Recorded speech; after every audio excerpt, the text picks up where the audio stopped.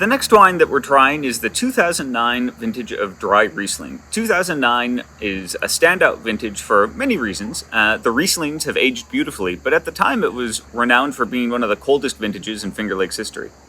Yeah, and I think what really ended up translating into this 2009 Dry Riesling is because of the cooler vintage, it really did have that tight acid core to it.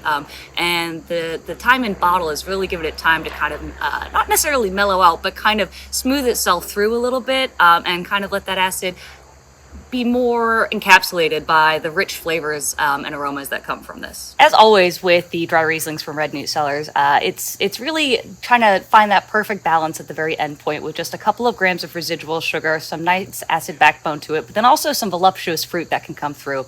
And I really think this wine showcases that, especially with the age on it. One thing that I always like looking for in well-made, cooler vintage Rieslings, along with the sort of lemon and lime and some of the tropical fruit that you would expect, are also a little bit more of like the passion fruit and grapefruit notes. And I think that as a young wine, this certainly had it, and as it's aged, those have just become more beautiful.